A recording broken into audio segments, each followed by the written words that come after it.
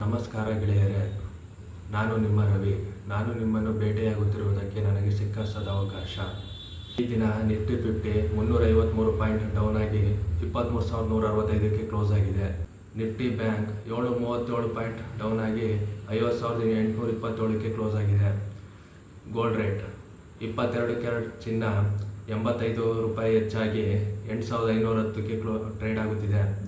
24 carrot 93 ರೂಪಾಯಿ ಹೆಚ್ಚಾಗಿ 9,284ಕ್ಕೆ trade ಆಗುತ್ತಿದೆ.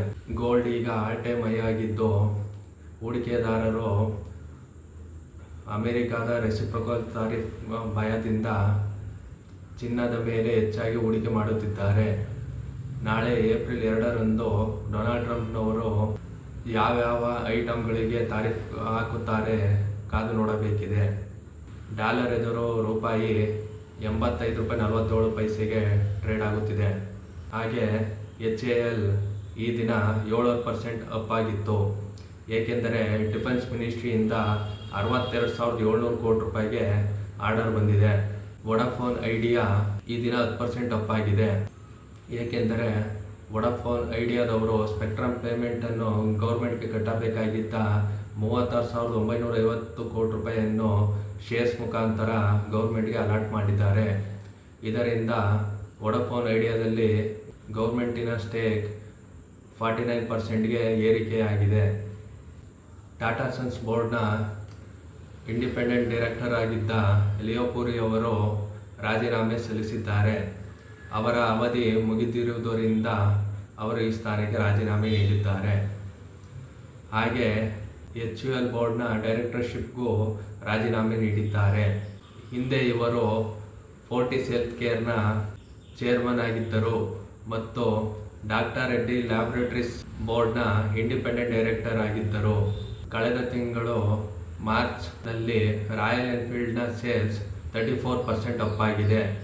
ಇದು ಐಟರ್ ಮೋಟರ್ಸ್ನ ಶೇರ್ಸ್ಗೆ ಮುಂದೆ ಲಾಭವಾಗಲಿದೆ. ಈ ದಿನ ಇಂಡಸ್ಇಂಡ್ ಬ್ಯಾಂಕ್ 5% ಅಪ್ ಆಗಿದೆ. ಆದಿತ್ಯ ಬಿರ್ಲಾ ರಿಯಲ್ ಎಸ್ಟೇಟ್ ಕಂಪನಿಯ ಸೆಂಚುರಿ ಪಲ್ಪ್ ಆ್ಯಂಡ್ ಪೇಪರ್ ಅನ್ನು 3,498 ಕೋಟಿ ರೂಪಾಯಿಗಳಿಗೆ ITC ಕಂಪನಿಗೆ ಮಾರಿದ್ದಾರೆ. ಸೆಂಚುರಿ ಪಲ್ಪ್ ಮತ್ತು ಪೇಪರ್ ಇದು ನಾರ್ತ್ ಇಂಡಿಯಾದಲ್ಲಿ ಜಾಸ್ತಿ ಪ್ರೆಸೆನ್ಸ್ ಇರುವುದರಿಂದ ITC ಕಂಪನಿಗೆ ಮುಂದೆ ಲಾಭವಾಗಲಿದೆ. ITC ಕಂಪನಿಯಲ್ಲಿ ಪೇಪರ್ ಬೋರ್ಡ್ ಅನ್ನೋ ಸೆಗ್ಮೆಂಟು ಇದೆ. ಈ ದಿನ IT ಕಂಪನಿಯ ಬಹುತೇಕ ಷೇರುಗಳು ಕೆಳಗೆ ಬಿದ್ದಿವೆ, ಏಕೆಂದರೆ Q4 ರಿಸಲ್ಟ್ ವೀಕ್ ಆಗಿ ಬರಬಹುದೆಂದು ಅನಲಿಸ್ಟ್ಗಳು ಅಭಿಪ್ರಾಯಪಟ್ಟಿದ್ದಾರೆ. ಕಳೆದ ತಿಂಗಳು IT ಮೇಜರ್ ಆಗಿರುವ ಎಕ್ಸೆಂಚರ್ ಕಂಪನಿಯ ರಿಸಲ್ಟ್ ಕೂಡ ಚೆನ್ನಾಗಿ ಬಂದಿರುವುದಿಲ್ಲ. ಜೆಫರೀಸ್ ಕಂಪನಿಯ ಕ್ರಿಸ್ ವುಡ್ ಅವರು HDFC ಬ್ಯಾಂಕ್ನಲ್ಲಿ ಸ್ಟೇಕನ್ನು ಹೆಚ್ಚಿಗೆ ಮಾಡಿಕೊಂಡಿದ್ದಾರೆ.